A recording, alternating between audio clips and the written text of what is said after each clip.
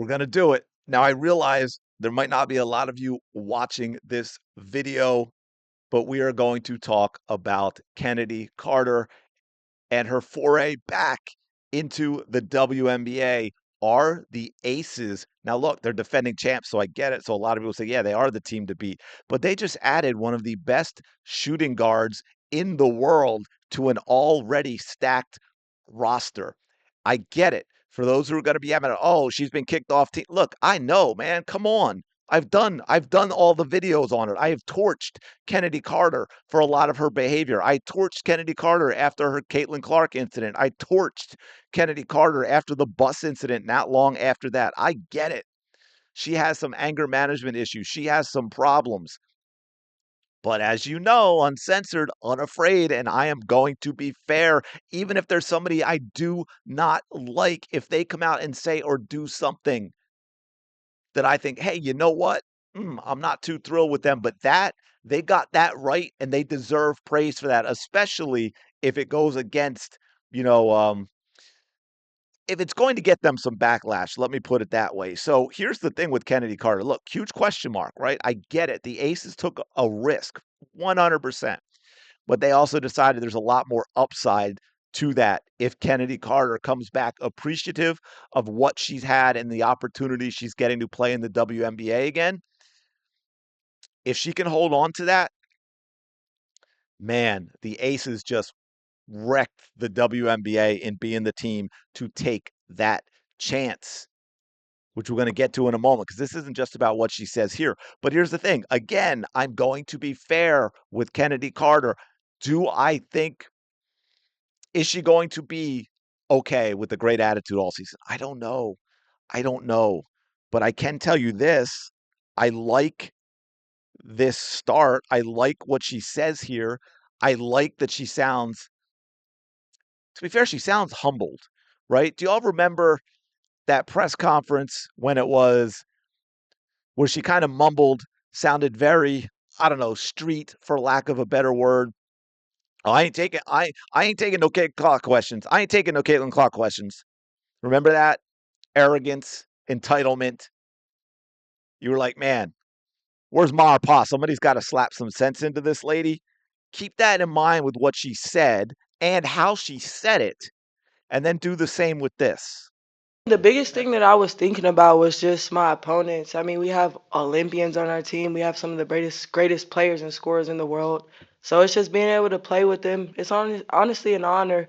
I look up to them. They have embraced me and they've made me feel comfortable and they're helping me grow and elevate. And I trust that they'll help me take my game to the next level and I'm going to help them grow as well. So I'm really happy here. Yeah. The biggest thing that I was thinking about was just Sounds like a completely different person. Now, again, because I've said this before, words, right? Words are words, actions are actions. They're very big difference sometimes between the two, but you got to start somewhere, right? You got to start somewhere. And by the way, Caitlin Clark, Chennedy Carter, CC. Oh man, C squared. They're both. Oh my goodness, what is happening?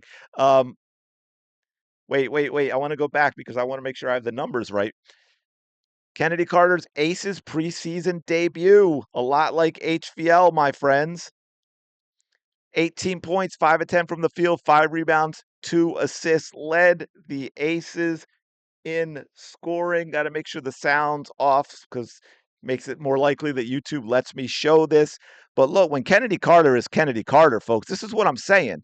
If Chennedy Carter can control it, if she's gotten into an environment, if Becky Harmon can keep Chennedy Carter's anger issues under control, this is terrifying for the rest of the WNBA that she could, if she understands her role and she can be, I'm talking about, let me give you two things, man. I don't know if most improved player matters, like if you weren't in the league because of disciplinary reasons, but sixth player of the year, I can see Chennedy Carter being in that role if the attitude becomes a thing and she's like, hey, I can help this team win a title. If my job is to go out there as a sixth player, turn things around if we're struggling, get buckets, look out, WNBA. That's what guys. I was a little young. I don't really remember him, but I remember seeing highlights, and my dad would talk about him. The Sixers had a guy named Andrew Toney, absolute beast of a shooting guard, man. And he was the guy, he'd come in and I mean, he was nicknamed the Boston Strangler for the games he had against those incredible 80s Celtics teams with Larry Bird and Robert Parrish and Kevin McHale and Dennis Johnson and that little shit Danny Ainge, the type of player you absolutely like. Kennedy Carter, man, right? Hate it when they're on the other team, but you embrace when they're on your team. And yeah, Andrew Tony. Now he ended up having injuries with his feet and stuff, and his career got shortened. But same type of thing, man.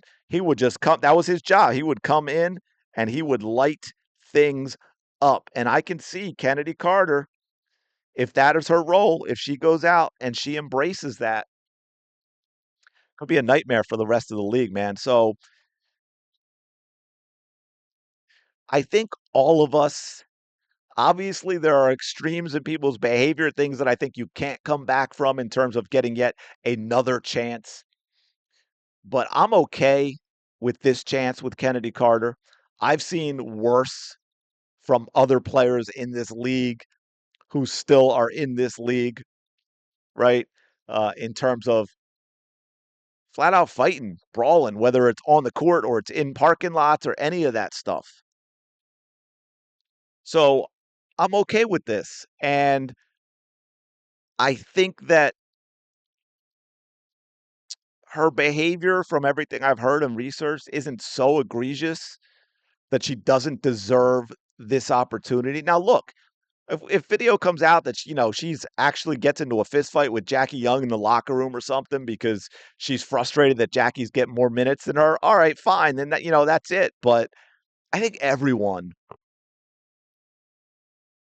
I wasn't just giving you the finger. I'm sorry. That was the way I was holding the mic.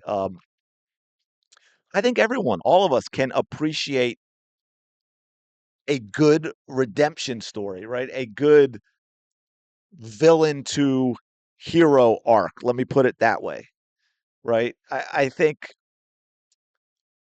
among other things, one of the biggest draws of the original Star Wars, right, was the whole Vader arc. In fact,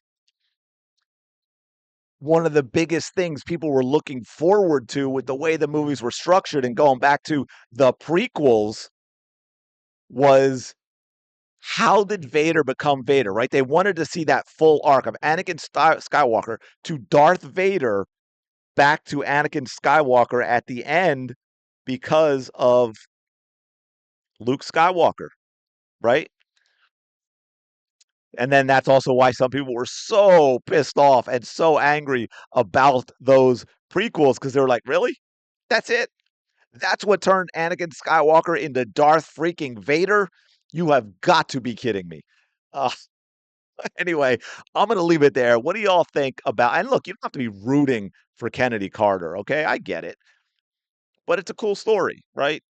A cool redemption story in sports. Everybody's got to like that a little bit. It tugs at the heartstrings a little bit. So, but the big question is whether you are like, yeah, I'm rooting for her to be good and to make this happen. What do you think about it in terms of, is she going to be able to? Do you think that she's been humbled enough, that she's grown enough as a person, that she's going to take advantage of this opportunity? And what does that do for the Aces against the rest of the league in terms of title chances? Let me know. Smash the like button, subscribe to the channel. Go have the day you deserve. Shout out to the 19. I will talk to y'all later.